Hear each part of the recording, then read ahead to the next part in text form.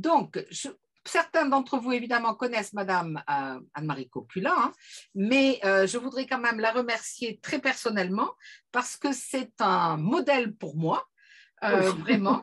Je vous connais depuis, en fait, votre livre sur la Dordogne que j'avais acheté à mon père il y a fort longtemps, quand votre livre était sorti, et ça m'avait tout à fait passionnée, puisque évidemment, je l'avais lu aussi, et je ne savais pas que plus tard, je vous aurais comme présidente de l'université.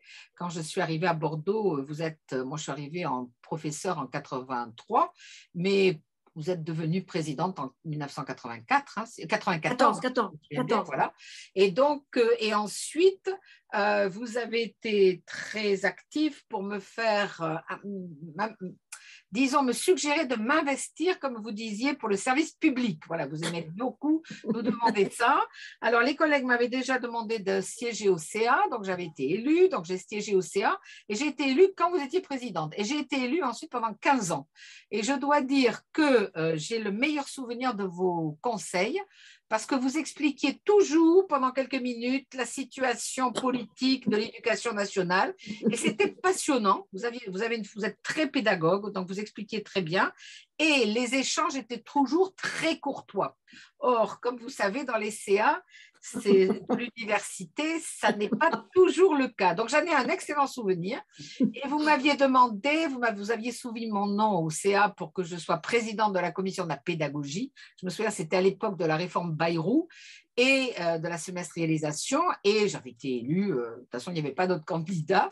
Et c'est comme ça que j'ai appris les rouages de l'administration de la pédagogie, puisque c'est vraiment un champ tout à fait particulier.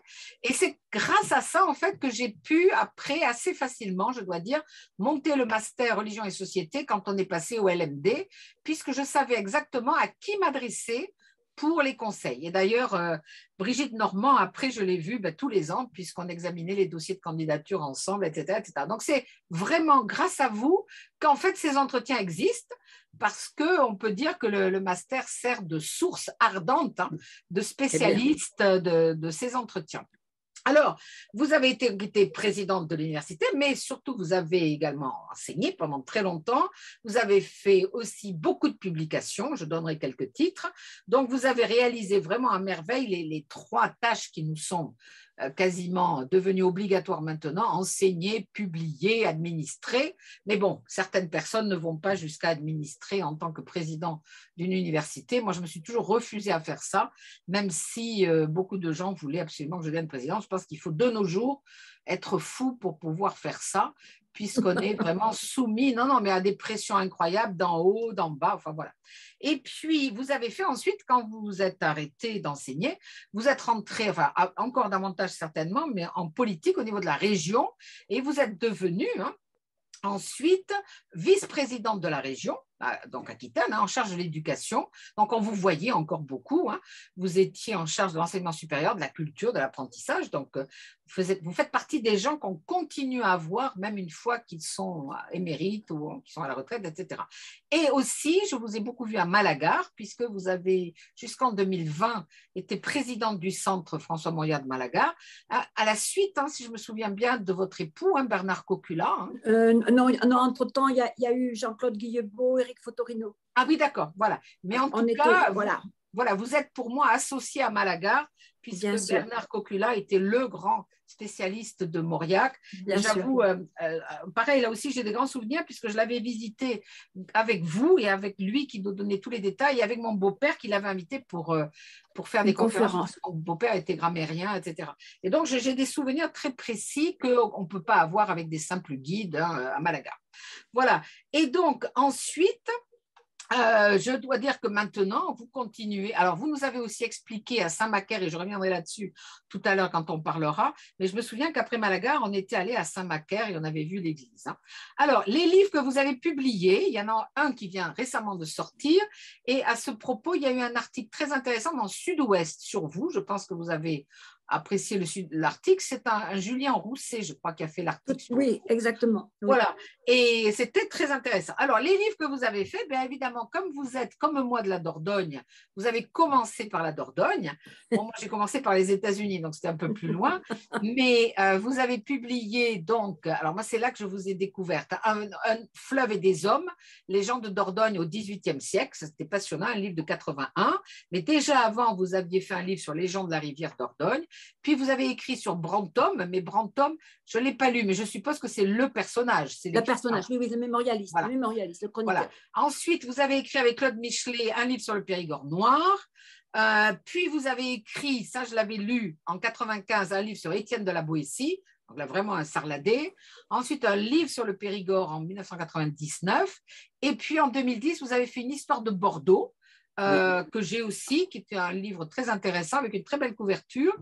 Et ensuite, vous avez fait un livre, alors j'avoue ne pas l'avoir encore lu, mais Montaigne au champ, en 2014. Donc ça, c'est sur Montaigne agriculteur, enfin, Montaigne au champ, propriétaire. Exactement. C'est le seigneur de Montaigne, la façon dont il gère sa seigneurie et dont il écrit, dont il vit dans sa maison forte et dans la tour. Voilà. Je ne l'ai pas encore lu. Ensuite, en 2018, un livre sur la Boétie et sur le destin du livre, hein, le discours de la servitude volontaire. Et je pense que vous en reparlerez peut-être à la fin de l'entretien. En 2020, vous avez refait un livre. Alors, vous avez fait un livre, sur la Dordogne dans la Seconde Guerre mondiale avec Bernard Lachaise. Un ouvrage collectif. Un ouvrage collectif. Puis, en 2021, en juin, encore un livre sur Montaigne intitulé Montaigne 1588, l'aube d'une révolution. Voilà. Et le dernier, à ma connaissance, mais le dernier, comme on dit en anglais, disons celui qui est le plus récent et non pas le dernier ad vitam aeternam, c'est encore un livre sur le Périgord que vous avez appelé Lumière sur une terre de contraste avec un photographe. Oui. Vous avez fait le texte avec les photos. Oui. Donc ça, je l'ai commandé, je l'attends toujours parce que c'est mes enfants qui doivent me l'offrir. Voilà. Alors, avant de passer aux questions, je dois dire aussi que vous faites partie de ces gens qui publiez beaucoup, vous êtes une excellente chercheuse, mais surtout vous aimez partager, vous aimez diffuser tout ce que vous découvrez. Et c'est pour ça que quand je vous ai parlé des entretiens, je crois que c'était en novembre, vous m'avez tout de suite dit « Oh, je vous en fais un sur les guerres de religion ».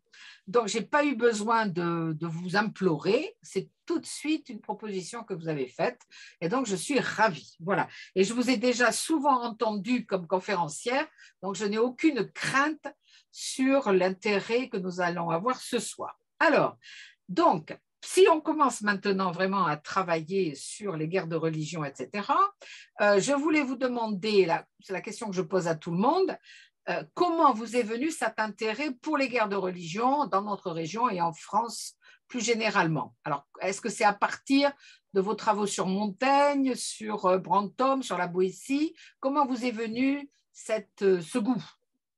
Alors, il y a de cela, mais il y a quelque chose d'antérieur. Je pense qu'il y a quelque chose d'antérieur et même quelque chose d'avant l'antérieur. Alors, antérieur, c'est l'idée que quand on travaille sur le Périgord, on se rend compte qu'il y a un contraste très important entre deux villes, Bergerac d'un côté, Périgueux de l'autre, une étant profondément catholique, l'autre étant restée quand même assez, je dirais, imprégnée de protestantisme. Donc, je me suis souvent demandé sur le plan tout simplement à côté de la religion, de l'économie, de la société, du comportement, qu'est-ce qui pouvait changer en termes de figuration. Et si je regarde un peu plus loin, et c'est pour avoir travaillé sur Bordeaux, et regardant l'évolution de La Rochelle, on s'aperçoit très très bien qu'il y a en quelque sorte dans le choix religieux d'une ville ou dans le choix des élites religieuses de cette ville, une différence de, je dirais, de comportement. Bon. Et là, si je remonte encore le temps, si je reviens dans ma jeunesse ou dans mes années d'adolescence, j'ai eu un privilège, c'est d'avoir comme amie de classe quelqu'un qui appartenait à une grande famille protestante. Elle s'appelait Marie-Claire Guérard et sa mère était une Cadier. Et les Cadiers, c'est une très grande famille de pasteurs protestants qui ont œuvré en Poitou, exactement à Mel, et puis aussi dans les Pyrénées, dans la vallée d'Aspe. Et j'ai fait souvent des séjours dans cette famille avec eux et j'ai eu le privilège que je ne mesurais pas alors d'apprendre à connaître les Pyrénées avec les pasteurs cadiers qui étaient aussi des pyrénéistes. Donc voilà, une culture ancienne et un intérêt très profond porté justement à cette différence d'attitude. Et maintenant aussi, pour avoir poursuivi ces études, j'ai compris, à travers l'exemple de la Dordogne dont vous parliez, que quand on remonte le temps en histoire, eh bien, on s'aperçoit que les problématiques du XVIe siècle, non seulement sont contemporaines, mais aussi elles permettent d'expliquer l'évolution de l'histoire de France jusqu'à la Révolution et au-delà. Voilà. Alors ça, c'est très intéressant parce que j'ai beaucoup d'amis historiens et vous faites ce que j'aime bien, puisque moi, je suis ce qu'on appelle modestement civilisationniste, c'est-à-dire que j'aime essayer de comprendre des faits de civilisation et on les regarde de manière diachronique. On regarde dans l'histoire et puis comment ça évolue jusqu'à nos jours. Mais souvent, les historiens vous disent « Ah, mais je ne peux pas dire sur aujourd'hui parce que ma période va… » 15e, 16e, ou 16e, 17e, ou 18e, et donc je ne m'aventurerai pas dans le contemporain. Et donc, j'aime beaucoup votre approche qui permet quand même d'utiliser l'histoire pour comprendre notre société actuelle. Hein. Oui, oui, tout à fait. Tout à fait, tout à fait. Mais pour avoir été pendant plusieurs années professeur de lycée et pas encore à l'université, j'ai quand même beaucoup enseigné l'histoire contemporaine. Donc, elle ne m'est pas étrangère. Voilà, mais ça, c'est très bien. Parce que moi, je me suis souvent posé des questions, j'ai demandé à mes amis historiens, et alors, ah ben oui, mais ça, ils n'osent pas, je pense ils savent, hein, mais ils n'osent pas parler au-delà de la Révolution française ou le 16e, c'est impressionnant. Alors, est-ce que vous pouvez maintenant nous expliquer, expliciter le titre que vous m'avez donné, des guerres de religion aux guerres civiles en France, et puis la datation 1559-1629. Et est-ce qu'on les appelait, comment est-ce qu'on appelait ces troubles au XVIe? Alors, au XVIe siècle, on les appelle les guerres civiles ou le temps des troubles. Il n'y a pas d'autre appellation. D'accord. Le temps des troubles et les guerres civiles, c'est la même appellation. Simplement, quand on parle du temps des troubles, on les numérote. Il y a les premiers troubles, les seconds, les troisièmes, etc. L'appellation guerre de religion, elle est venue finalement à partir du XVIIIe siècle. Elle est venue avec le siècle des Lumières et on la trouve dans les manuels d'histoire. Alors, parce que c'est en compliqué. Alors, guerre civile, tout simplement, ça fait référence à l'Antiquité. Puisque ces hommes et ces femmes du XVIe siècle travaillent en référence avec l'histoire antique et qu'ils se rappellent en quelque sorte des troubles des cités grecques, des luttes et des tyrans des cités grecques, et ils se rappellent aussi l'effondrement de la République romaine. Donc tout cela fait que le temps des troubles ou les guerres civiles, c'est quelque chose qui est très présent chez ceux qui vivent durant cette période. Alors, les dates maintenant, 1559, c'est simple en quelque sorte, c'est ce qu'on appelle la signature du traité du Cateau-Cambrésis, du nom de la ville, Cateau-Cambrésis. Ce traité, il est signé en 1559. Il met un point final, provisoire, un conflit entre la France, l'Espagne, et surtout, il met un coup d'arrêt aux tentations italiennes de la France. Nous sommes sous le règne d'Henri II et c'est le moment où Henri II choisit justement, avec la paix, de réprimer la réforme protestante dans son royaume. Or, c'est bien connu parce que ça fait souvent la une dans les manuels et puis on a tellement belle gravure. Vous le savez, il est mortellement blessé lors d'un tournoi, d'une passe d'armes, d'une joute, pas d'un tournoi, d'une joute en juin 1559 pour célébrer la paix dont je viens de parler. Et à partir de ce moment-là, en quelque sorte, son règne s'arrête et commence le règne de ses fils, que l'on appelle les derniers rois valois. Mais on ne sait évidemment pas à l'époque qui seront les derniers rois valois. Et la reine, donc l'épouse d'Henri II, c'est Catherine de Médicis. Donc nous commençons en 1559, mais bien évidemment, et c'est la réforme protestante en France, elle a débuté bien avant. On sait qu'elle a débuté dans le Saint-Empire romain germanique avec Luther en 1517. On peut dire qu'en France, les premiers foyers protestants datent des années 1534-35. Et finalement, le protestantisme va mettre un certain temps à se diffuser, à se structurer, et c'est à partir des années 1560 que vont commencer les hostilités, le temps des troubles, avec, et j'en terminerai à cette première question, la prise de conscience des contemporains qu'ils sont en guerre civile, qu'il n'y a plus d'ennemis extérieurs et qu'ils vont se battre contre des frères. Ouais. Et ça, c'est très ressenti, surtout bien évidemment dans la noblesse, puisque la noblesse a une fonction militaire et que cette prise de conscience, finalement, elle va devenir tragique pour certains d'entre eux. Tout à l'heure, j'ai parlé de Brantôme, elle sera tragique pour lui, mais bien pour d'autres hommes d'armes. Voilà. Et alors, est-ce que vous pourriez nous éclairer un petit peu, parce que, bon, on voit bien arriver le protestantisme, mais sur les liens qu'entretenait l'Église catholique et le pouvoir politique avant donc la percée protestante? Ah ben, des liens très forts, c'est pas encore, c'est l'union du trône et de l'autel en quelque sorte, même si l'expression trône-autel, elle viendra après. Des liens très très forts puisque finalement, je rappelle que le roi ou les rois de France sont sacrés, qu'il y a en quelque sorte toute une cérémonie religieuse pour à chaque événement royal et que l'Église est la garante en quelque sorte des hiérarchies dans les ordres. La société est une société en 3 ordres et finalement le premier des ordres, c'est le clergé.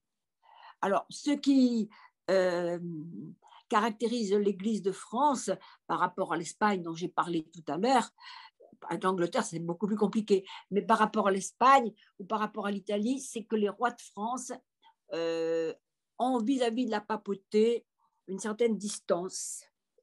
Ils sont en quelque sorte inscrits dans ce que le principe du Concordat de Bologne 1516, signé entre François Ier et la papauté, qui veut que si le pape donne l'investiture spirituelle aux évêques, c'est le roi de France qui choisit les évêques. Alors ça veut dire qu'en fait, le haut clergé est lié très fort à la monarchie.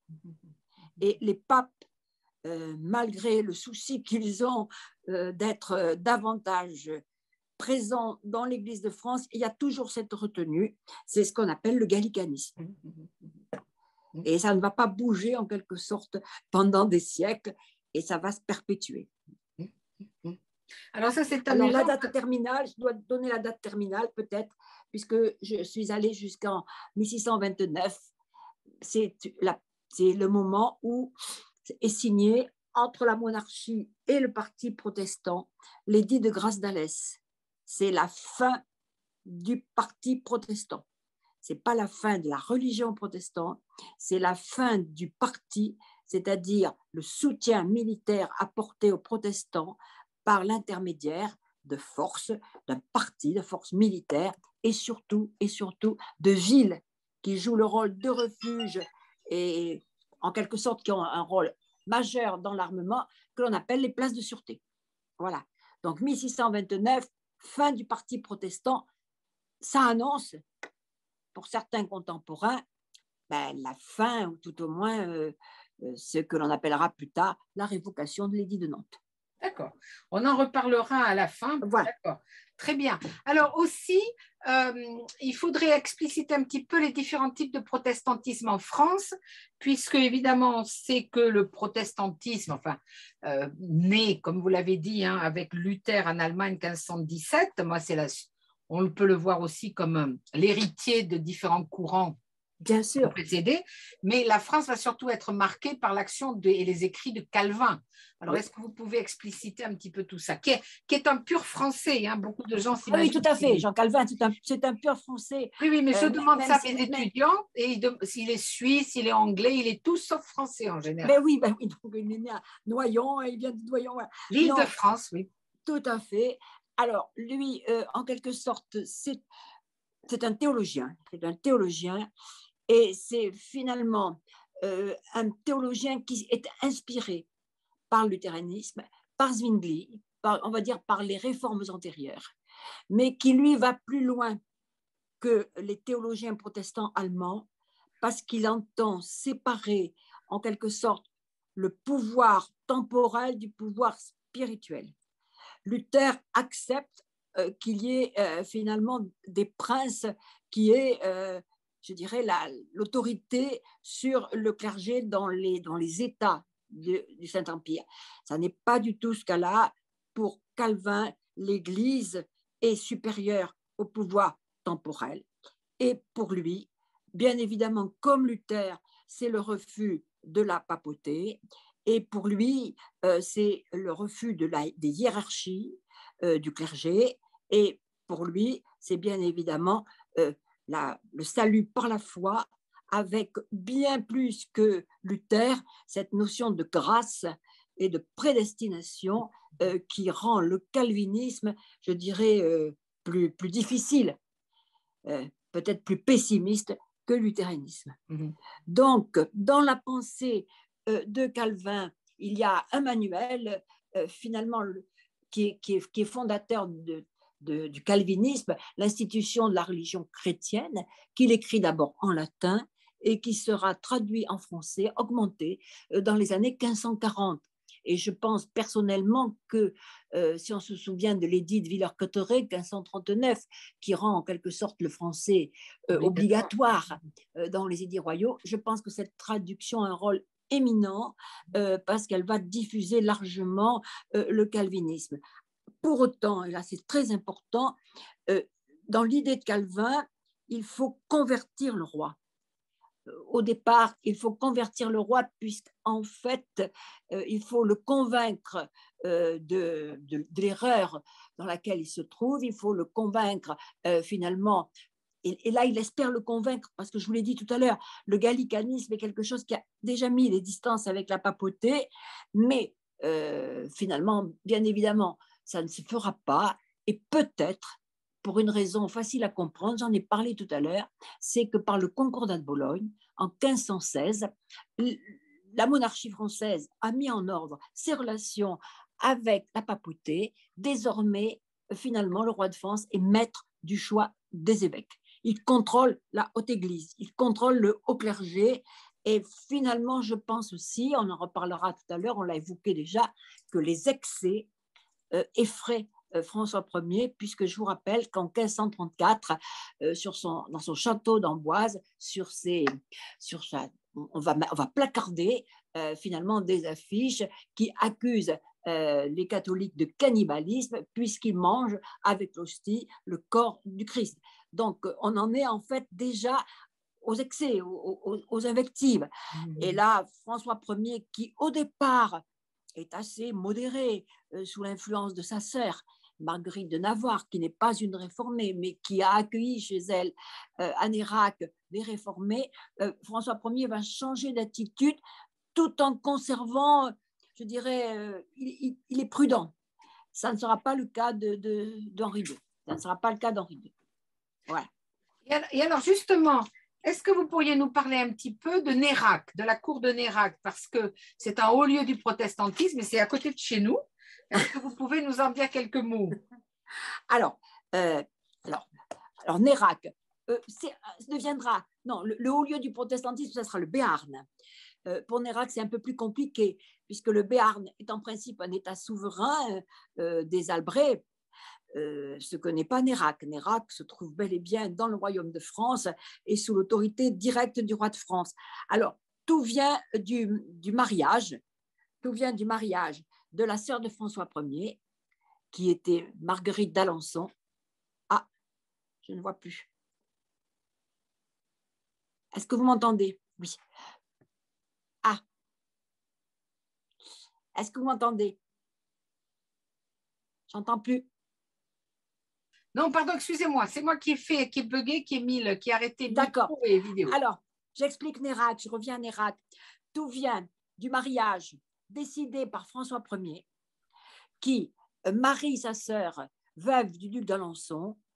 Elle s'était Marguerite d'Angoulême, elle était devenue Marguerite d'Alençon, et en 1527, donc 2 ans après finalement sa captivité à Pavie, il la marie à Henri II d'Albret, souverain de Béarn et de la Navarre, une Navarre amputé, mais souverain de la Navarre. Il la marie en 1527 et la Nérac va devenir une cour, un lieu où Marguerite d'Angoulême va accueillir les réformés.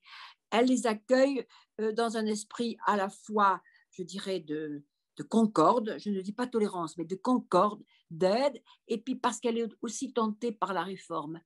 Elle n'ira pas jusque-là, ce n'est pas elle qui ira jusque-là, c'est sa fille, Jeanne d'Albret. Donc, Marguerite d'Angoulême, c'est sans doute l'un des plus grands écrivains du XVIe siècle. L'Heptaméron, une série de contes, des poèmes, etc. Elle est très, très influencée par la nécessité de réformer l'Église, de lutter contre les abus, de lutter contre les excès, mais elle ne franchit pas. Elle ne franchit pas. Alors, j'avais une collègue qui disait, elle n'a pas traversé la route. Donc, elle ne traverse pas la route, mais vous savez qu'il y en a qui traversent la route et puis qui reviennent. Elle, non, elle ne traverse pas la route. C'est sa fille, Jeanne d'Albret, qui a épousé Antoine de Bourbon en 1548. Alors, Jeanne d'Albret, en 1560, elle traverse tellement la route qu'elle va non seulement se convertir au protestantisme, mais elle va faire de la Navarre une principauté protestante, pardon, pas de la Navarre, mais du Béarn, une principauté protestante. Alors, voilà pourquoi. Alors, le rayonnement de la cour Nérac tient essentiellement à cette princesse et à son rôle intellectuel. Et cette cour de Nérac, eh ben, elle va se développer, disons, jusqu'à l'avènement d'Henri IV. Et après, il faut le savoir, il faut le dire, même si ça n'est pas très, très bien compris dans notre région, Henri IV, quand il devient roi de France en 1589, ne reviendra plus jamais sur ces terres, ni à Nérac, ni ailleurs. Il n'ira plus jamais en Aquitaine. Et alors justement, j'avais plusieurs questions à vous poser, avant qu'on parle peut-être d'Henri IV, mais quelle est la forme que prenaient les guerres? Enfin, comment se déroulaient les conflits entre les deux groupes? Est-ce que c'était juste? Enfin, je suppose que ce n'était pas que ça, bien sûr, mais je sais qu'il y avait beaucoup de discussions, de grands colloques où les gens s'affrontaient verbalement, mais ensuite, comment ça se passait sur le terrain, en tout cas dans notre région? Alors, c'est facile de répondre. Dans notre région, au départ, les protestants, qui étaient beaucoup moins nombreux que les catholiques, qui étaient une minorité, une petite minorité à bien des égards, avaient quand même pour eux l'adhésion d'une noblesse militaire. Et ils ont cru, en embauchant des mercenaires dans les pays voisins, ils ont cru pouvoir en quelque sorte livrer des batailles rangées pour s'imposer. Ça n'a pas marché puisque les grandes batailles ont toujours été des défaites pour les protestants. Alors, je cite ces batailles. Il y a eu la bataille de Saint-Denis, il y a eu la bataille de Jarnac, il y a eu la bataille de Moncontour. Dans les batailles rangées, ils n'y arrivent pas. La première bataille qu'ils gagnent et qui va effrayer et qui va les catholiques et la cour, mais qui va remplir de joie les protestants, c'est tout près d'ici. C'est le 20 octobre 1587, la bataille de Coutras, remportée par Henri de Navarre. Mais entre 1559 et 1587, il se passe du temps. Alors, quel type de combat livre-t-il? Eh bien, des combats qui s'apparentent à finalement des guet-apens, qui s'apparentent aussi à des surprises. C'est ainsi que chaque fois qu'ils sentent le roi menacé sous l'emprise des Guises, ils vont tenter de l'enlever. C'est le cas d'Amboise, par exemple. Donc, en fait, ils sont dans la conjuration, le complot et l'opération sauvetage pour les protestants qui va permettre en quelque sorte d'engranger les succès dont j'ai parlé et puis de jouer un rôle important dans la succession au trône. C'est en 1570, lorsqu'il y aura une paix, une pacification religieuse entre la monarchie et les chefs du parti protestant qu'on appelle les Huguenots de guerre. Et la 1570, pour la première fois, on va octroyer aux protestants ce qu'on appelle des places de sûreté. En 1570, on leur accorde 4 places de sûreté. Elles sont proches de là où nous sommes, Montauban, Cognac, La Rochelle. 3 places de sûreté et la Charité-sur-Loire, c'est un peu plus loin. Oui. Donc voilà les 4 places de sûreté et c'est important parce que ce sont des villes qui leur appartiennent, où ils peuvent stocker des armes, où ils peuvent stocker des hommes et où ils peuvent se réfugier en cas de problème. Or, le port de La Rochelle et la ville de La Rochelle, à partir de 1568, deviennent finalement cette citadelle qui est pratiquement imprenable. Il faudra attendre Richelieu et 1628. Et en même temps, La Rochelle leur permet de s'alimenter non seulement avec les coquillages de la baie, mais avec la pêche, c'est important, mais aussi d'avoir des relations avec l'Angleterre d'Élisabeth Ier. D'accord? Donc voilà. Donc, il faut comprendre que ces guerres de religion ou ces guerres civiles, elles vont changer de nature à partir du moment où le parti protestant se forge une identité et une force. Et alors justement, vous en avez déjà touché deux mots, mais les groupes sociaux qui sont les plus attirés par la réforme, ce sont les commerçants, les élites, les nobles. Est-ce qu'on voit une séparation sociale entre ceux qui restent catholiques et ceux qui sont tentés par le discours protestant? Alors, il y a une différenciation, on va dire, oui, du savoir intellectuel, c'est certain. Mais le groupe fort, pas forcément le plus nombreux, mais le groupe le plus important qui permet au protestantisme de durer, c'est la noblesse, noblesse militaire. À cela se greffent toutes les clientèles de la noblesse. Il ne faut jamais perdre de vue que ces nobles, je pense à la maison d'Albret dont je vous parlais tout à l'heure, ils ont une clientèle formidable. Donc, cette clientèle, elle comprend des artisans, elle comprend des gens de la terre, etc. Et à cela vient s'ajouter un protestantisme rural. Un protestantisme rural puisque finalement, en 1563, la paix de religion, la paix d'Amboise, va instaurer ce qu'on appelle le culte de fief, c'est-à-dire la possibilité pour un seigneur au justicier, qui rend la justice jusqu'à la peine de mort, hein, le haut justicier, d'avoir chez lui, de célébrer chez lui le culte protestant, d'avoir un pasteur, de pouvoir célébrer la scène, de pouvoir célébrer des baptêmes. Et donc, à partir de ce moment-là, on a donc un ancrage territorial important.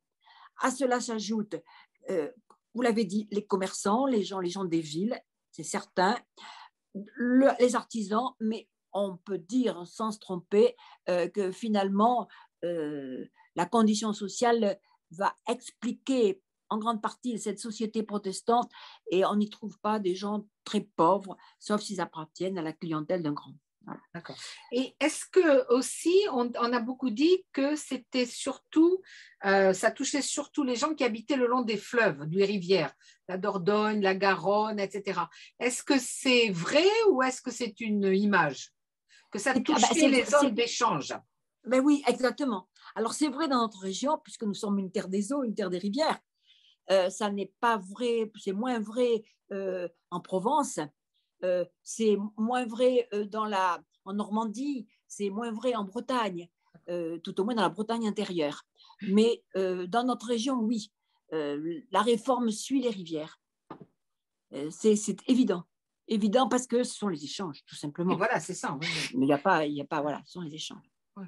Et alors, pardon, j'ai oublié de vous poser la question sur ce qu'on appelle, et vous m'en aviez parlé, la tempête iconoclaste, puisque quand on parlait de violence, il y a eu aussi des violences non seulement contre les personnes, mais contre les œuvres d'art, les églises, les statues, etc. Est-ce que vous pouvez nous en parler? Oui, puisqu'en fait, les protestants récusent le culte de la Vierge, le culte des saints et finalement la célébration des images.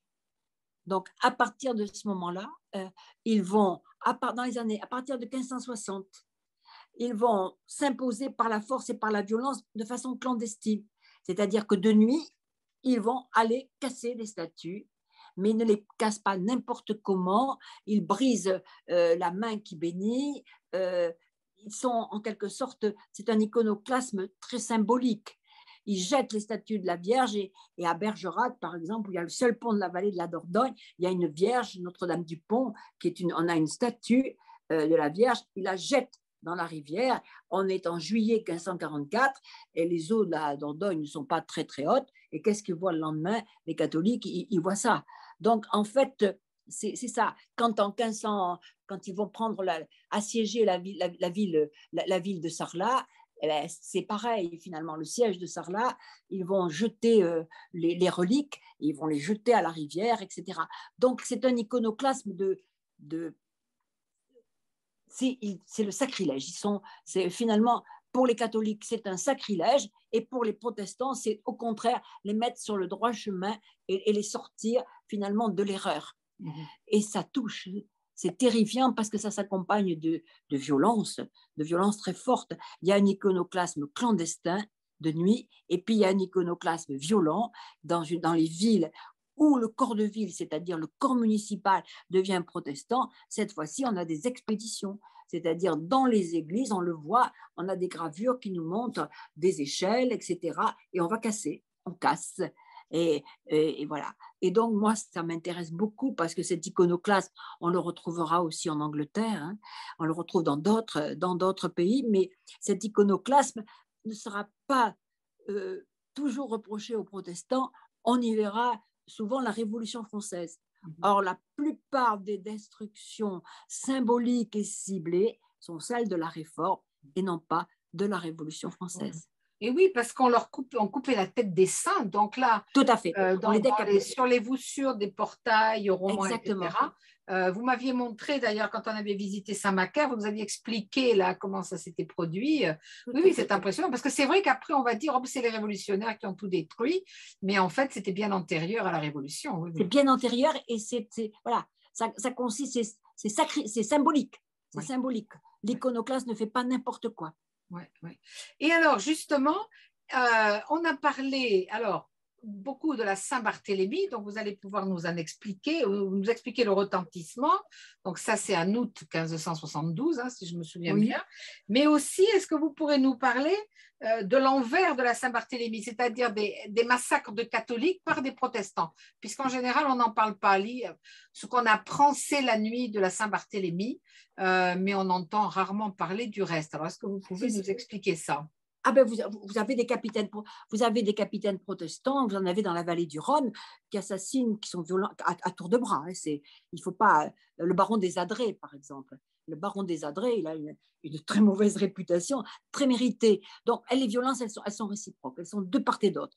Alors, simplement, elles sont plus fortes sans doute du côté des catholiques pour des raisons de nombre. Oui. Parce que la population reste très majoritairement catholique. Alors, avançons un chiffre. Dans un royaume d'environ 15 millions d'habitants à l'époque, en France, dans une France plus petite, parce qu'elle n'a pas encore toute le nord de la Savoie. Ouais. 15 millions d'habitants, au maximum, il y a eu 1 million, 1,5 million de protestants. Au maximum, grand maximum, 2 millions, que je ne pense pas. Donc, c'est très, très minoritaire malgré tout. Et c'est pour ça que, à un moment donné, on s'est dit, on va en finir avec cette minorité. Il faut en finir. Alors là, Saint-Barthélemy, dans ce climat de violence, elle vient au contraire dans un temps de paix. Alors j'explique pourquoi. En 1570, la paix dont je vous ai parlé, qui octroie des places de sûreté aux protestants, elle instaure l'idée qu'il faut réconcilier et que cette réconciliation, et c'est Catherine de Médicis qui le veut ça, cette réconciliation doit passer par un mariage, je veux dire, au sommet. Et ce mariage au sommet, c'est le mariage de la fille du roi et de Catherine de Médicis, Marguerite, la princesse Marguerite, très catholique, Marguerite de Valois, avec le Henri de Navarre, c'est-à-dire l'héritier de Jeanne d'Albret et d'Antoine de Bourbon. Antoine de Bourbon est mort depuis 1562, reste sa mère, Jeanne d'Albret, qui est protestante. Donc ce mariage, c'est le mariage voulu d'une princesse royale, Marguerite, que son frère Charles IX appelle la reine Margot, et finalement Henri de Navarre. Et ce mariage est célébré à Paris en août 1572, et ce n'est pas le prince Henri de Navarre n'entre pas dans Notre-Dame de Paris. L'accès de Notre-Dame de Paris lui est interdit. Et l'accès de Notre-Dame de Paris lui étant interdit, c'est son oncle, Charles de Bourbon, qui est le frère cadet d'Antoine de Bourbon, qui entre à sa place dans la cathédrale. Donc, les compagnons d'Henri de Navarre et Henri de Navarre, protestants, sont en dehors de la célébration, en dehors de la cathédrale. Ce faisant, c'est le moment où sera, en quelque sorte, après l'attentat manqué contre Coligny, qui est l'amiral, l'homme de guerre des protestants, hein, l'amiral Coligny. Bon, après cela, c'est finalement l'opposition à la cour entre les protestants qui se croient trahis depuis qu'on a manqué de tuer l'amiral et les catholiques qui, eux, se croient victimes d'un complot devant ce nombre de protestants qui sont dans la capitale restés très catholiques. En conséquence, le premier massacre de la Saint-Barthélemy, dans la nuit, c'est un massacre du palais. On commence par Coligny, qui est massacré, les historiens appellent ça les morts multiples, puisque finalement, il est tué dans son lit, il est jeté par la fenêtre, il est ensuite démembré, il est noyé dans la Seine et il est pendu au gibet de Montfaucon. Voilà. Donc, c'est cette mort multiple et c'est tous les massacres qui vont dépasser le palais du Louvre et qui vont se développer dans la capitale, dans Paris, sans que la monarchie puisse arrêter le carnage. Alors, combien y a-t-il eu de morts? Les historiens ne sont pas tous d'accord. 8 000, 10 000, 15 000, 20 000. Ce fut un massacre impossible à arrêter. Sinon, 3-4 jours après.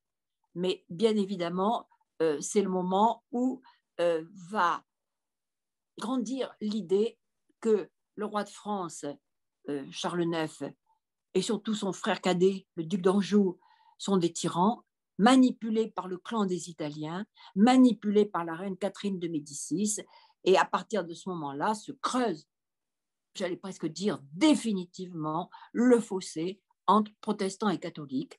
Quant à Henri de Navarre, le marié, et à son cousin germain, le prince de Condé, ceux-là, ce sont des princes du sang, et on ne touche pas au sang des princes.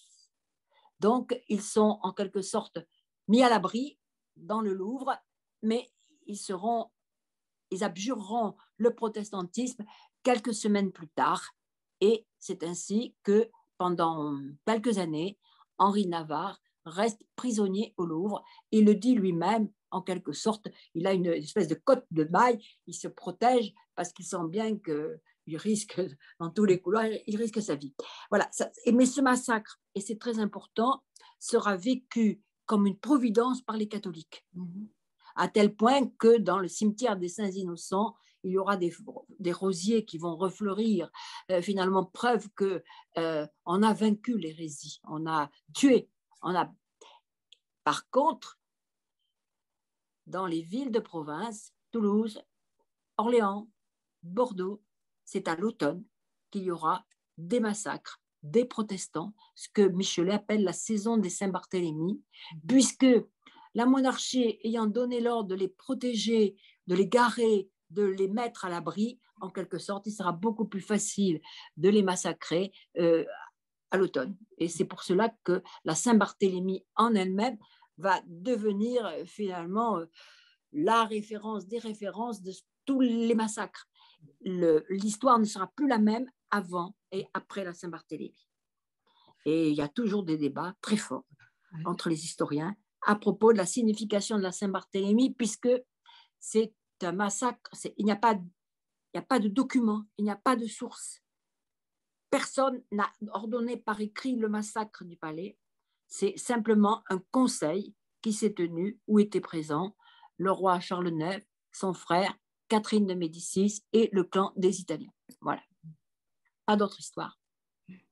Et alors, est-ce que je peux vous demander, est-ce que vous pourriez allumer une lumière parce que vous me voyez enfoncez de plus en c'est vous enfoncez de plus en plus dans l'obscurité. Je disparais dans l'obscurité. J'allume tout de suite. J'allume. Voilà. Est-ce que j'apparais comme ça?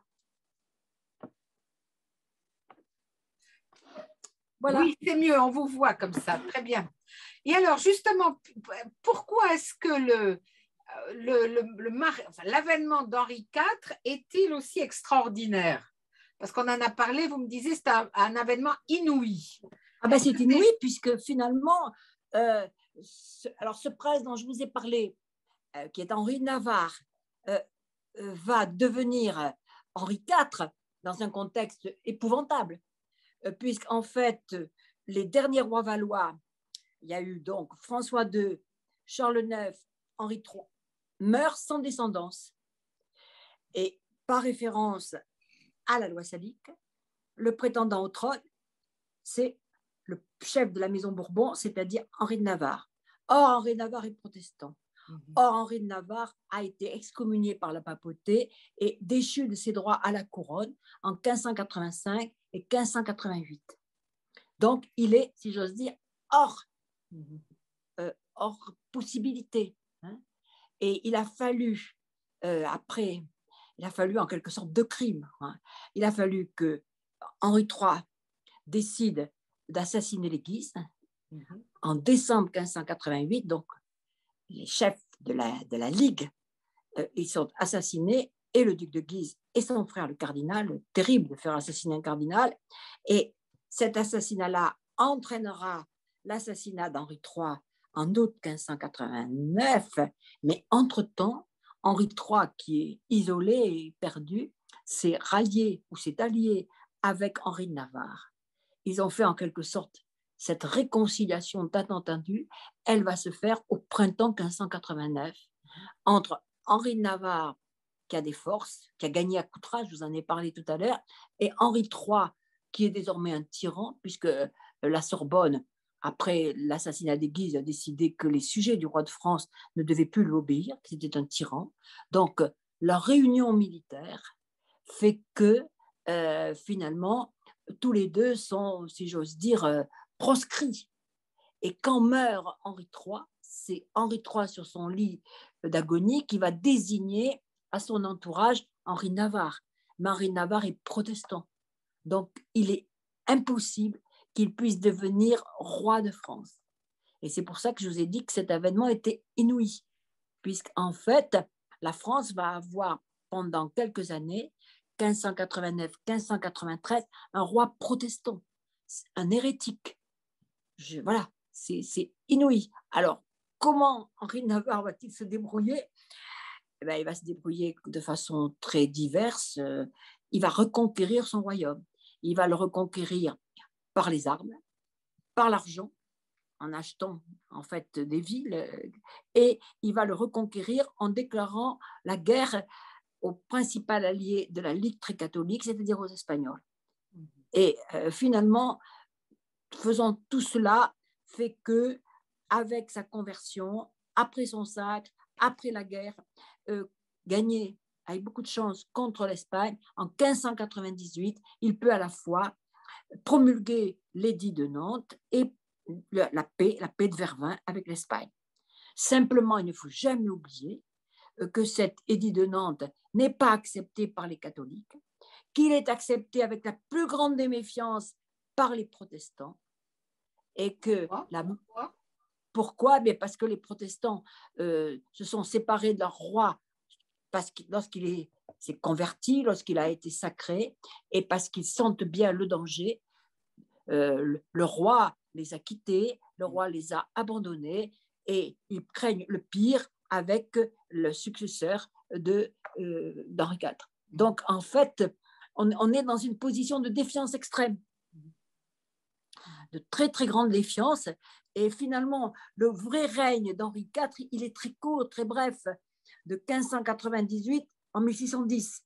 C'est très peu de temps.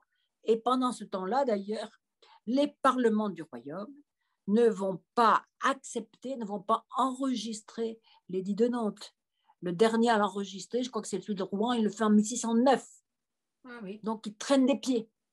Donc, on est très, très loin d'une France apaisée, très, très loin d'un royaume apaisé. Mais est-ce qu'il y a eu quand même avant, il y a eu avant des édits de pacification qui ont amené à l'édit de Nantes? Oui, oui, toute une série d'édits. Il y en a une cascade, il y a une cascade d'édits de pacification. Et le premier, il faut le dire symboliquement, c'est dans l'été 1561, lorsque, pour rétablir l'ordre à Agen, le Parlement délègue un homme de guerre qui s'appelle Bury, et Bury se fait accompagner d'un conseiller au Parlement qui s'appelle Étienne de la Boétie. Bury calme les esprits tout au moins c'est un homme de guerre, enfin, il fait déposer les armes au vestiaire de la noblesse catholique et de la noblesse protestante, et la Boétie écrit un édit de pacification dont les clauses seront reprises presque entièrement dans les édits à venir, dans les édits futurs. Donc, il n'y a pas que l'édit de Nantes. L'édit de Nantes, c'est l'aboutissement d'une succession d'édits qui n'ont pas été vraiment appliqués. C'est ça, voilà, ils ne sont pas appliqués, oui. Ils ne sont pas appliqués parce qu'ils ne peuvent pas être appliqués. Par exemple, la Boétie à Agen, il décide que désormais, ben, dans les lieux où il y a 2 églises, la plus petite sera cédée aux protestants et la plus grande sera laissée aux catholiques.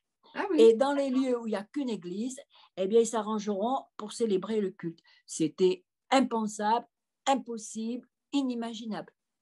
Ah, mais c'est intéressant parce que ça se fait maintenant puisqu'il y a de moins en moins de clergé, mais maintenant on partage les églises. Hein. Ah oui, oui, c'est incroyable. Et bien voilà, et bien voilà. Mais ça, c'était impossible à comprendre. C'était inouï. Je reviens. Mais alors, quand c'est un édit, donc c'est Bury et la Boétie qui rédigent le texte, et ensuite c'est accepté par les parlements locaux, comment ça se passe puisque c'est à Agen? Ah ben non, c'est appliqué dans le ressort du Parlement. C'est ça, voilà, d'accord. Chaque Parlement a un ressort. Chaque Parlement a un territoire. D'accord. Hein? Donc c'est local, c'est territorial. Oui, c'est bon. Disons que le ressort du Parlement de Bordeaux est tout petit par rapport à celui de Paris, mais en gros, si vous voulez, c'est juste des Charentes aux Pyrénées, quoi. D'accord. Et alors justement, est-ce que vous pourriez nous expliquer un petit peu, là, puisque vous en avez parlé, mais les rivalités donc, entre Bordeaux, la catholique, La Rochelle, vous nous avez expliqué que c'était protestant, mais comment ça se manifestait, ces rivalités entre villes? Ben, ça se manifestait par des tensions, c'est-à-dire par des échanges commerciaux qui étaient rendus très difficiles, oui. Et surtout par des expulsions de population. Ah oui. C'est-à-dire qu'à Bordeaux, on expulsait les protestants ou ceux qui étaient susceptibles d'être protestants, on les jetait hors de la ville, et à La Rochelle, on faisait pareil des catholiques. D'accord. Donc, il faut penser à ces populations-là qui sont trimballées d'un lieu à un autre, et l'hostilité est si forte entre La Rochelle et Bordeaux que finalement Bordeaux devient une ville que la Ligue convoite, et notamment les Espagnols. Et si les Espagnols ne s'installent pas dans Bordeaux, on le doit à un représentant du roi, un militaire et vraiment un politique, c'est le maréchal de Matignon, celui qui représente le roi à l'époque où Montaigne devient maire de Bordeaux entre 1581 et 1585. Et alors, puisque vous mentionnez Montaigne, est-ce que vous pouvez nous parler un petit peu de son interprétation de ces phénomènes de guerre et d'opposition? Ah, pour lui, c'est terrible. En fait, toute sa vie d'homme, il est né en 1533. Donc, au départ du calvinisme. Oui, au départ du calvinisme, oui. Ah, oui. Il meurt en 1592. Donc, toute sa vie d'homme est emplie de guerre. Pour lui, c'est la monstrueuse guerre. Il a un adjectif, monstrueuse guerre. Cette guerre monstrueuse, et il se sent lui-même, en quelque sorte, en proie à ces troubles civils dont je vous le parlais, parce qu'il se compare, il se dit, je suis guelfe au pays des Gibelins, et il est tragiquement malheureux. Mais il est catholique, il restera catholique, mais il sera un médiateur avec les protestants. Il entretiendra de bonnes relations avec le futur Henri IV, avec Henri de Navarre. Il le reçoit chez lui à la Noël 1584 et il le recevra chez lui au surlendemain de la bataille de Coutras en 1587. Donc un médiateur, pas du tout un ambassadeur, mais un médiateur est quelqu'un qui cherche finalement cette conciliation parce qu'il croit fondamentalement à ce qui est la légitimité d'une monarchie. Il est profondément loyaliste dans la monarchie. Et ils tiennent de la Boétie, notre ami Sarladé. Ah, notre ami, c'est plus compliqué parce que notre ami, il meurt en 1563. Très tôt, oui, très tôt. Il meurt tôt. Donc, il n'a pas connu les déchaînements.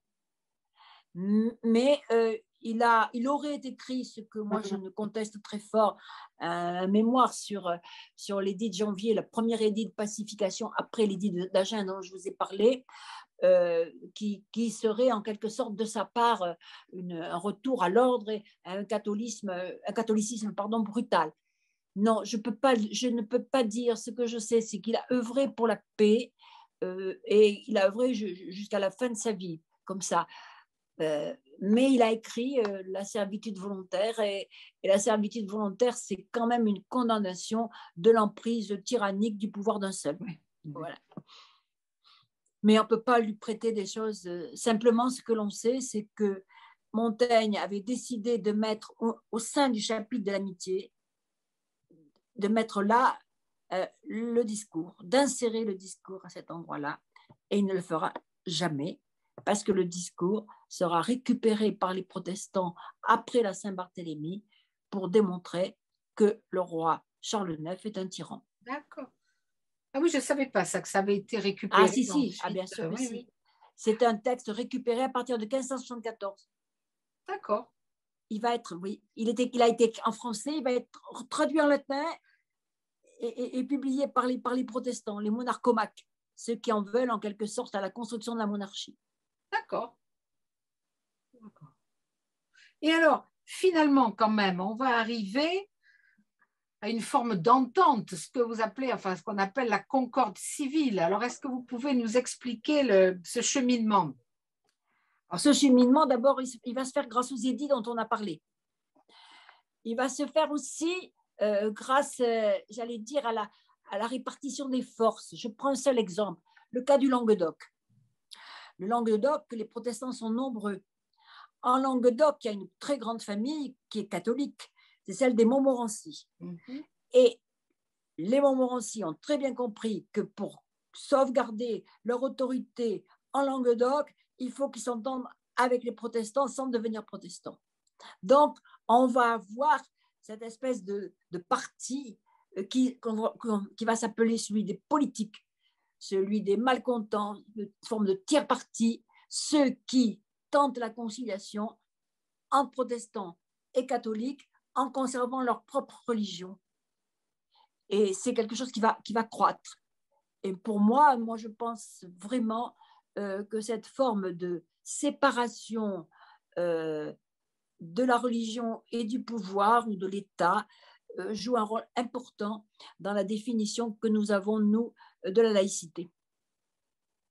Parce que ça se répercute bien évidemment, pas au XVIIe siècle, mais au XVIIIe siècle.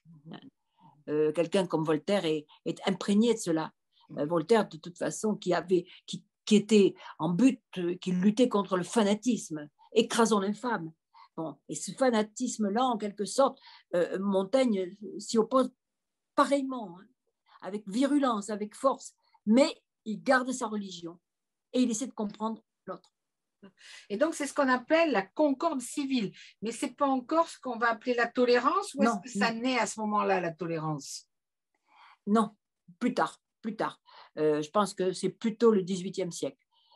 L'idéal de concorde, parce que Michel de l'Hôpital, on n'en a pas parlé, qui était le chancelier de Catherine de Médicis avant la Saint-Barthélemy, lui, il rappelait qu'ils étaient tous chrétiens. Rappelons, nous sommes chrétiens. Et à l'époque, l'adversaire, ce sont les Turcs, les musulmans.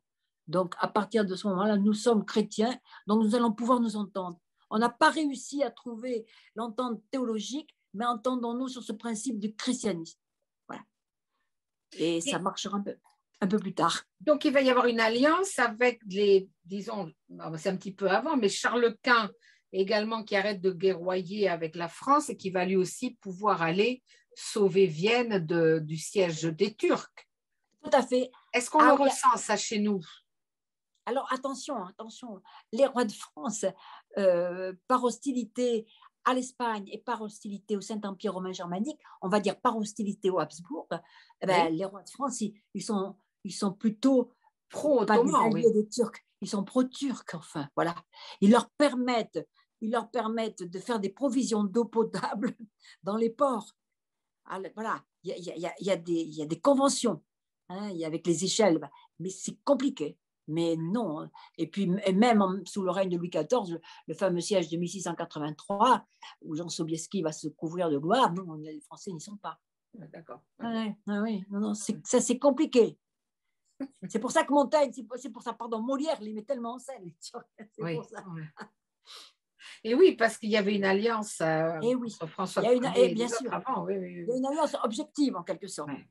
Pour Alors, échapper à la tenaille Habsbourg, la France pour échapper aux Habsbourg d'Autriche, d'Allemagne et d'Espagne. Donc là, voilà. Les ennemis de mes ennemis sont mes amis. Oui, c'est bien. C'est assez traditionnel. Alors, vous nous avez plusieurs fois dit que les historiens n'étaient pas toujours d'accord pour interpréter ceci ou cela. Est-ce que vous pourriez nous parler un petit peu de l'évolution justement de l'historiographie? Qu'est-ce qu'on dit maintenant de ces événements-là? Est-ce qu'il y a une espèce d'entente entre les historiens ou est-ce qu'il y a encore des guerres entre les historiens pour interpréter les événements de ces guerres? Alors, je vais faire une réponse en rappelant la disparition de quelqu'un qui était une grande amie, qui s'appelait Arlette Johanna. Arlette Johanna, qui est une très grande historienne du XVIe siècle, qui vient de mourir, qui vient de décéder il y a quelques jours, et qui a travaillé avec d'autres, mais principalement sur cette idée en quelque sorte de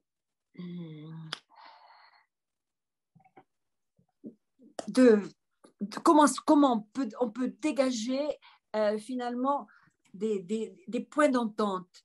Quel point d'entente peut-on dégager? Et on peut rappeler qu'à Saint-Barthélemy, dont on parlait tout à l'heure, il y a des protestants qui ont été sauvés par des catholiques. On peut rappeler qu'à l'inverse, il y a des catholiques qui ont sauvé on est en quelque sorte dans ce phénomène d'une union, de la recherche d'une union. Et cette recherche d'une union, elle passe par le travail sur les textes. Et à cet égard, s'il y a en quelque sorte une légende noire qui est en train de disparaître, c'est celle de Catherine de Médicis. La légende noire de Catherine de Médicis, qui fait d'elle l'assassin de la Saint-Barthélemy, qui l'a fait en quelque sorte monstrueuse, elle vient d'un pamphlet postérieure à la Saint-Barthélemy de 1574, et c'est là, à partir de là, que s'est construite cette figure, que s'est construite finalement cette reine démoniaque.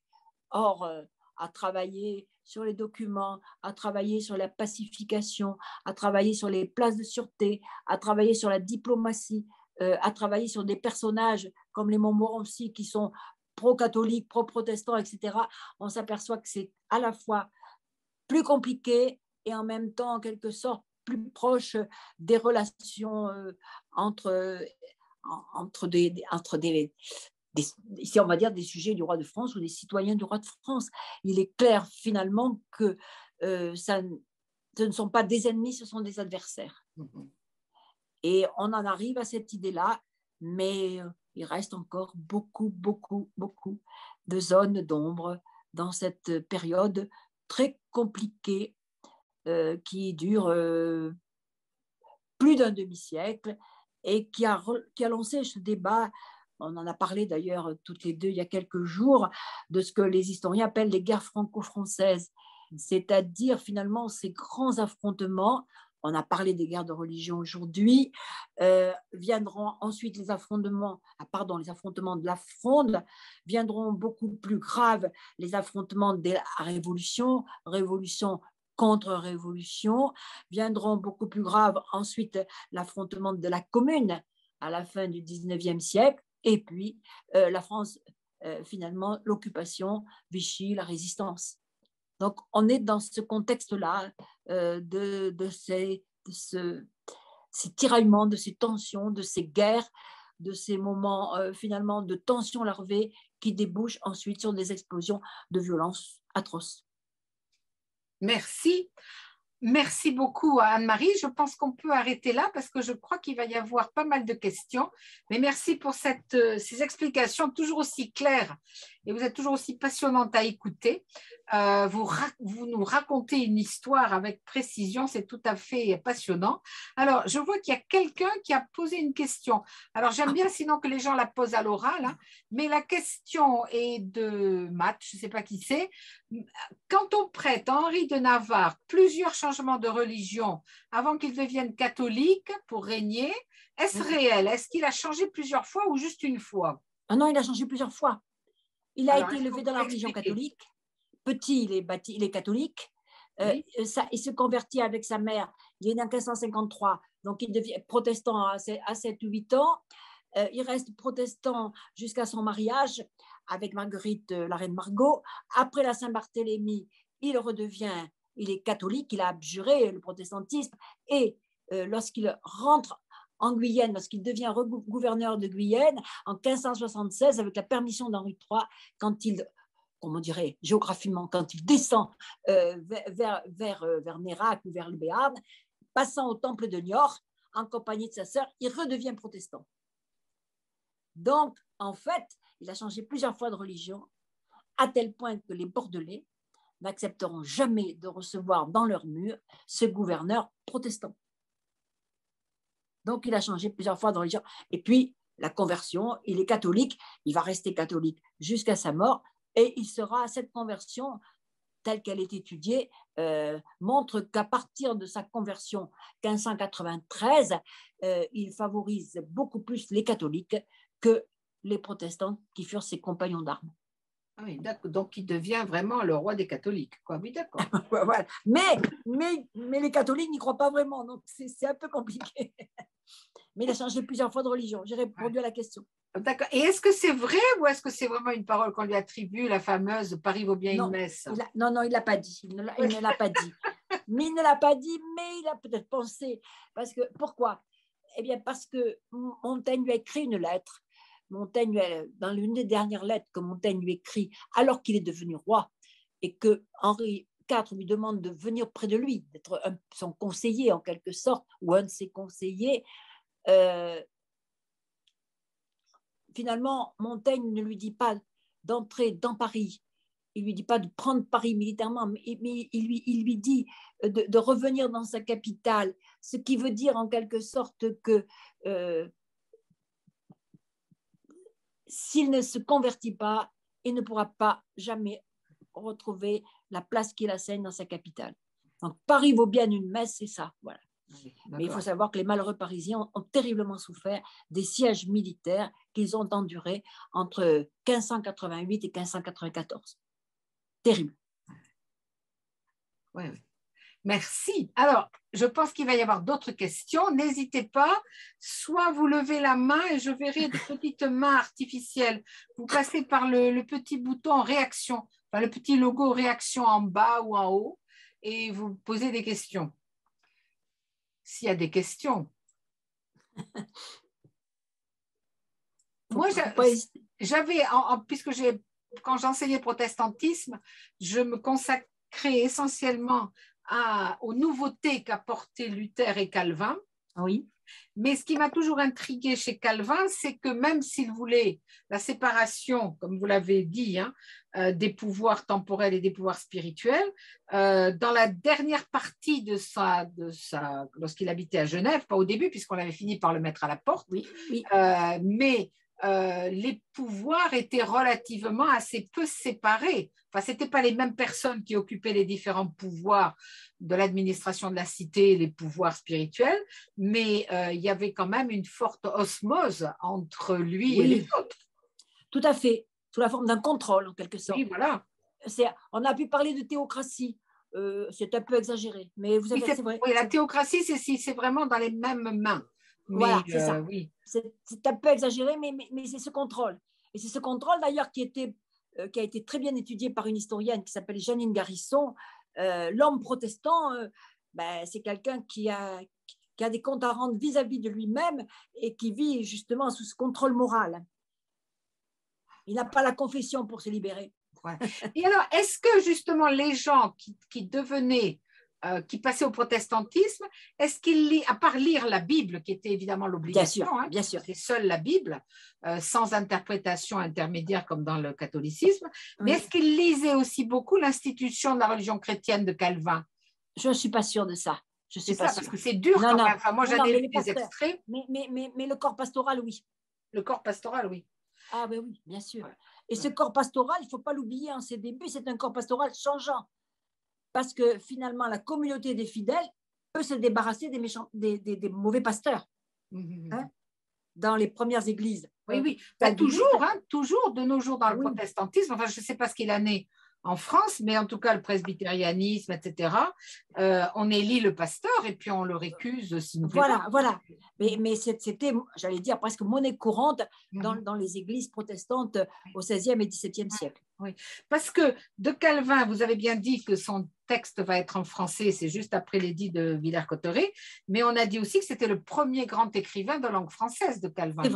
C'est vrai. Mais moi, pour avoir lu plus, parce que j'ai trouvé Calvin très difficile, les textes de Luther, alors évidemment, je lis les textes de Luther en traduction, mais Luther est facile à comprendre, son appel à la noblesse allemande, etc. Enfin, c'est très bon enfant, Luther.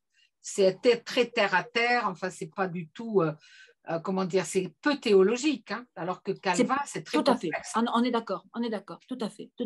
Oui. Mais Luther peut être méchant ou féroce quand il appelle quand même la noblesse, tous les nobles à écraser les paysans diaboliques, c'est pas. Ils ont quand même fait tuer tous les anabaptistes. Mais bien sûr. Michel Servet aussi, qui a eu. Oui, Michel, en plus, oui. Non, c'était des gens d'une cruauté. Enfin, c'est l'époque aussi, je suppose. Alors, j'ai des gens qui nous remercient. C'est Brigitte. Alors, je ne sais pas si c'est Brigitte Normand.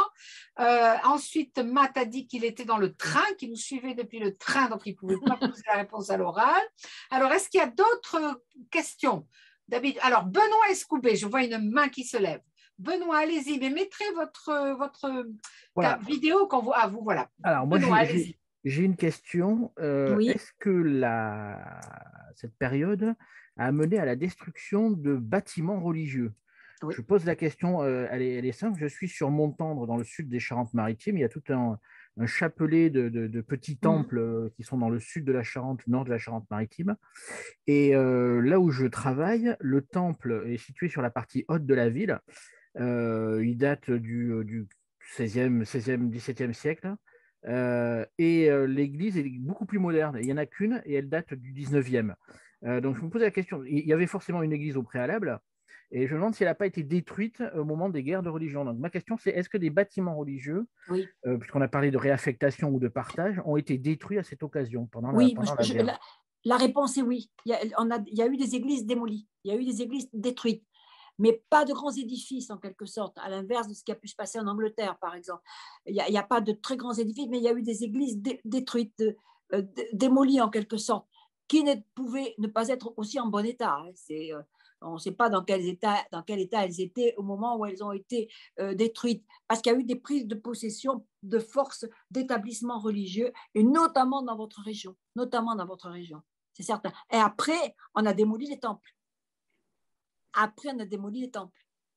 Notamment, par exemple, le temple de Bègue, puisque à Bordeaux, les protestants devaient se rendre à Bègue. Et pour aller au temple de Bègue, avant qu'il soit détruit, il leur fallait passer sur des esteilles, sur des ruisseaux, des cours d'eau qui allaient se jeter dans la Garonne.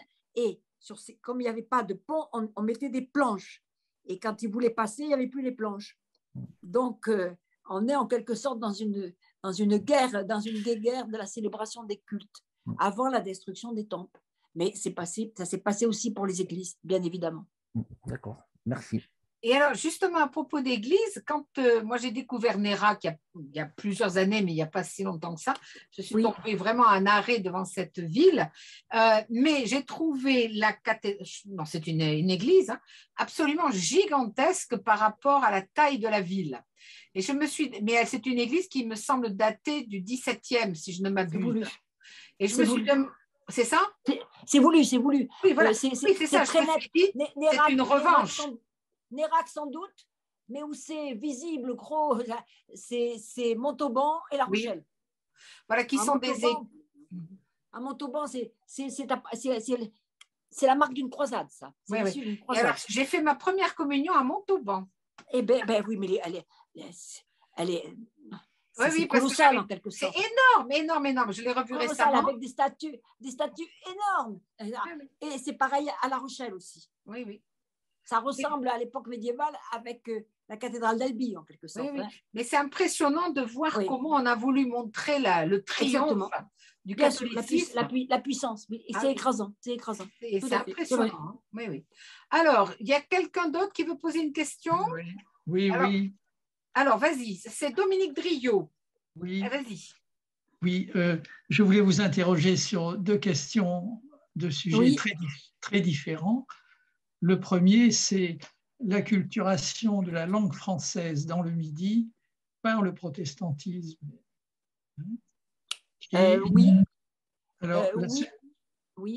Oui, mais là, il faudrait peut-être qu'il faudrait en quelque sorte le nuancer parce que on a ça je parle alors dans l'époque qui suit dans l'époque du culte ce qu'on appelle le culte au désert, hein, quand le protestantisme renaît après la révocation de l'édit de Nantes, on s'aperçoit que les langues locales, le provençal, le languedocien sont employées elles n'ont pas été oubliées. Elles n'ont pas été oubliées. Mais c'est vrai que sur le moment, il y a eu une acculturation qui est liée à la diffusion du français. Mais le protestantisme s'est imprégné dans le monde rural. Il est resté dans le monde rural. On a déguisé les conversions au catholicisme ont été en quelque sorte des conversions de façade. Et on a nourri en quelque sorte cette religion dans l'interne, en famille, et là on s'aperçoit que les langues régionales sont utilisées. Donc moi je nuancerai l'acculturation. Et le second sujet, oui. c'est, si vous permettez, d'aller jusqu'à la fin, peut-on dire, des guerres de religion sous Louis XIV, en vous interrogeant sur l'attitude que Louis XIV a eue vis-à-vis des luthériens, parce qu'il semble que s'il a persécuté les calvinistes, il a accepté les luthériens d'Alsace. Bien sûr, le concordat, c'était l'Alsace qui lui importait le plus, quoi. On est d'accord. C'était le territoire. C'était le territoire. Et il était prêt, effectivement, avec la décapole, avec les villes, à signer ce concordat. C'est clair. C'est clair. Le traitement est différent. Oui, ça, c'est pour récupérer des territoires. Bien sûr. C'est l'équivalent de Paris est une messe. Là, c'est l'Alsace vaut bien le service protestant, c'est ça? Bien sûr. Non, mais bien sûr. Je crois que là, il y a... Voilà. Mais d'un point de vue théologique, et le luthérianisme devait être beaucoup moins effrayant que le calvinisme. C'est beaucoup moins rigoriste. Oui, tout à fait. On pouvait composer davantage avec lui. Exactement. Oui. Exactement. Tout à fait. Mais le calvinisme avait quand même quelque chose d'important pour la noblesse. Et Jeanne d'Albret l'a fait en Béarn.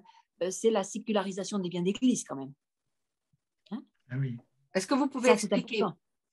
C'est-à-dire qu'en fait, c'est ce qui s'est passé dans cet empire romain germanique. À partir du moment où le prince devient protestant, et il fait même bas sur les biens d'église. Il récupère les biens d'église.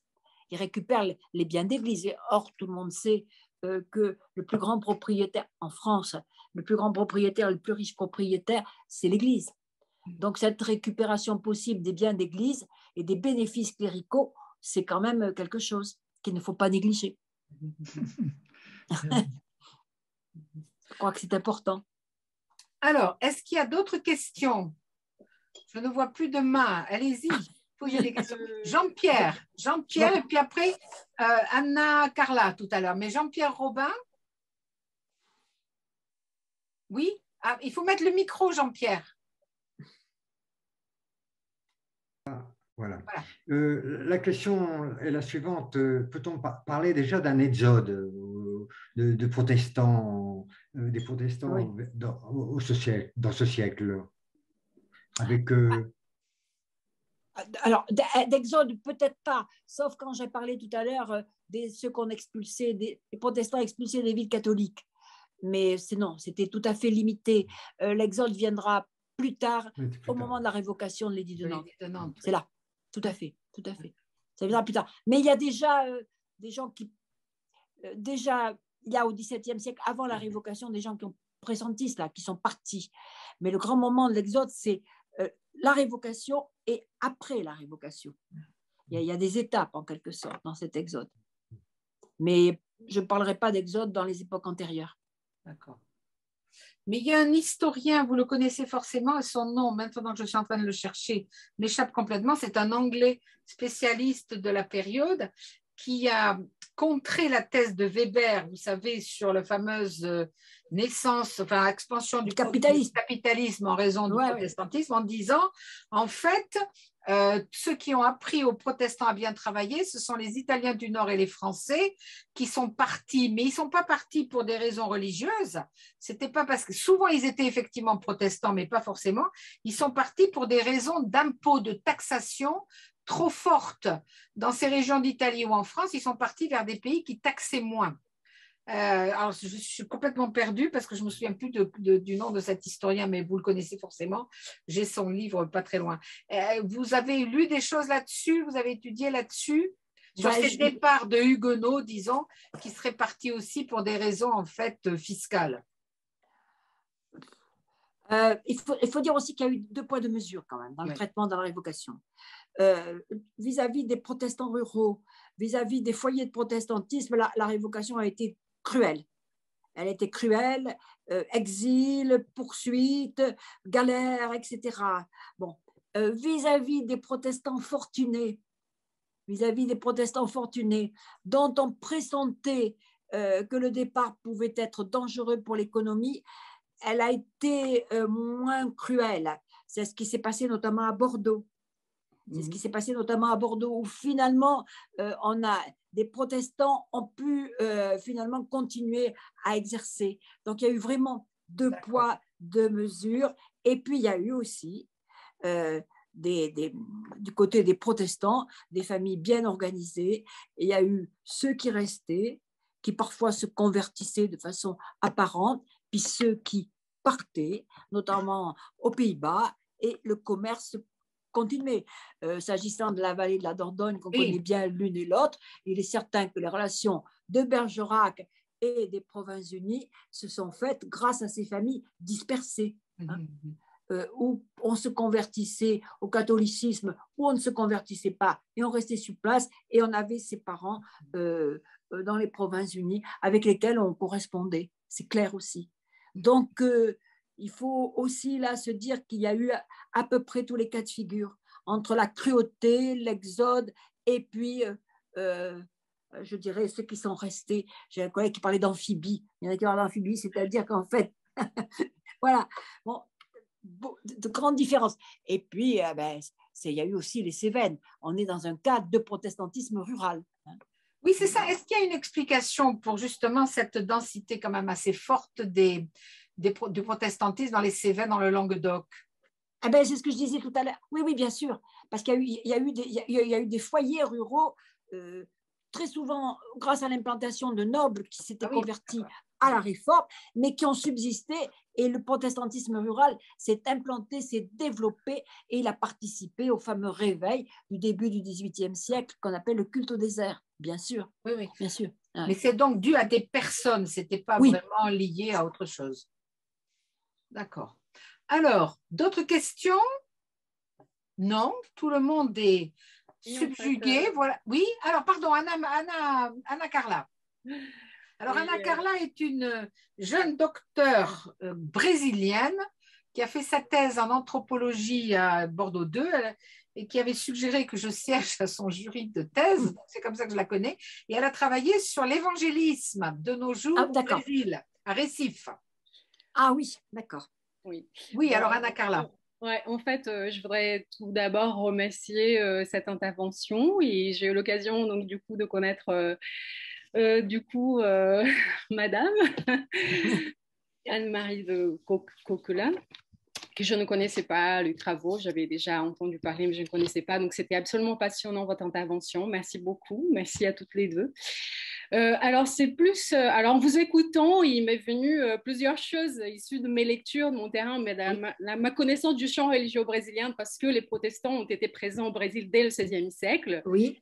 Et donc, ça m'a fait penser aussi, quelque chose que vous avez mentionné sous l'iconoclasme, parce qu'il y a une légende autour de la Vierge qui est la patronne du Brésil, hein, qui a été une Vierge qui a été trouvée d'abord son corps puis sa tête dans un fleuve par des pêcheurs.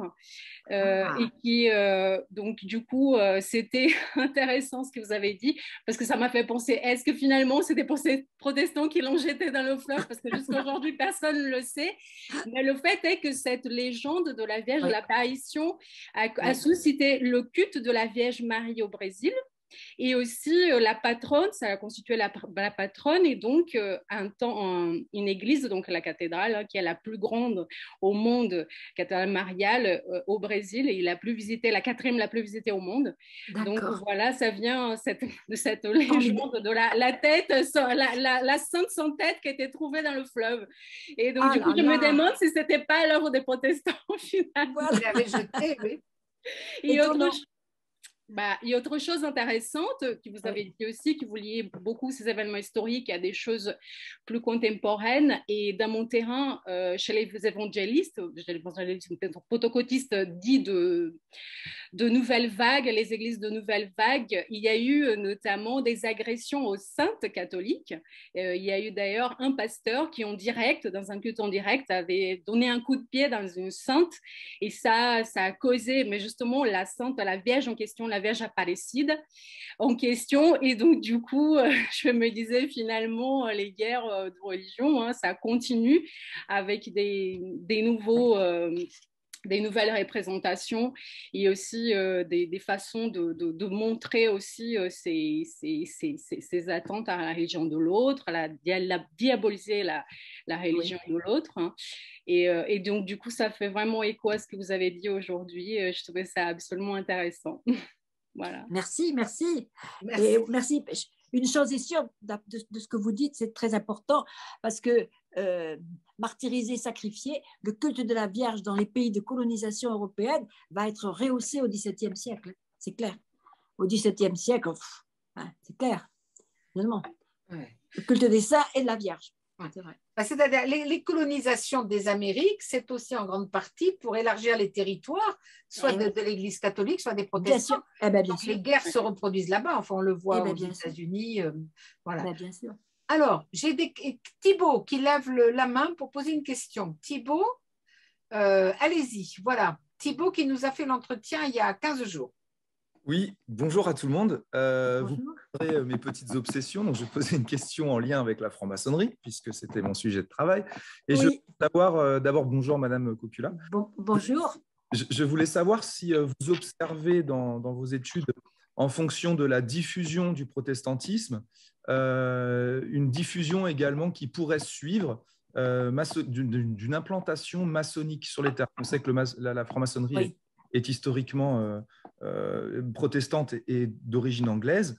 Est-ce que vous observez une adéquation entre l'évolution du protestantisme en France et une évolution de la franc-maçonnerie des villes, puisqu'on sait qu'il y a des déserts maçonniques en France et d'autres villes, au contraire, qui sont très, très investies par les maçons.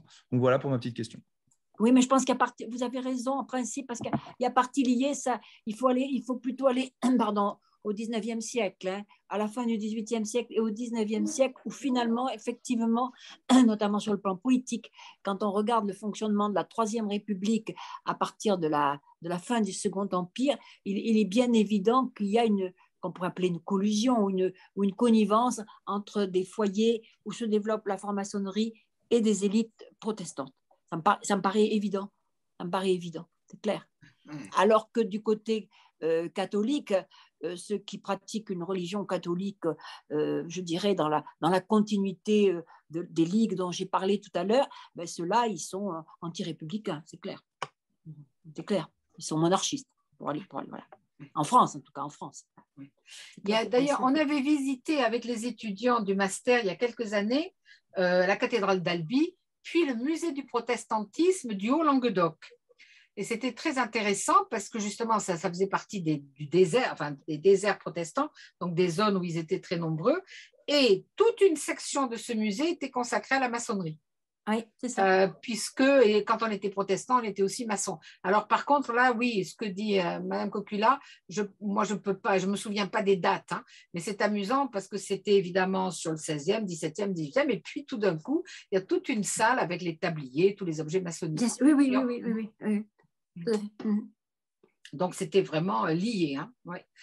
Alors, je crois, je ne sais plus si quelqu'un veut poser encore des questions. Je ne vois pas de petites mains, mais sinon, vous parlez, je vous entendrai. Merci Thibault, en tout cas, de cette question. Il n'y a plus de questions du tout. Alors, écoutez, s'il n'y a plus de questions, moi, je vais vous remercier, Anne-Marie, pour cette présentation vraiment passionnante. Et puis peut-être que je vous redemanderai quelque chose l'an prochain parce que je suis sûre que vous pouvez parler encore sur les religions, sur plusieurs périodes et ça sera passionnant. Alors, si personne n'a d'autres questions, bien écoutez, je suggère que nous arrêtions. Donc, c'est enregistré, nous allons ensuite le convertir et ça sera mis sur YouTube et puis j'enverrai à ceux qui le veulent un petit peu plus tôt. Il suffit que vous m'envoyiez un petit mail, je peux vous envoyer tout de suite la vidéo. Merci encore une fois Anne-Marie. Merci à tous et à tous. Bonne soirée. Merci à toutes et à tous et merci à Bernadette. Oui, merci à vous deux. on a battu des records là, on était plus de 47 à vous suivre. Voilà. Merci. Merci à vous deux. Voilà. Au revoir. Je dis au revoir à la très chère Ambre. Vous avez pu venir. Au revoir Anne-Marie. Merci. Au revoir. Merci.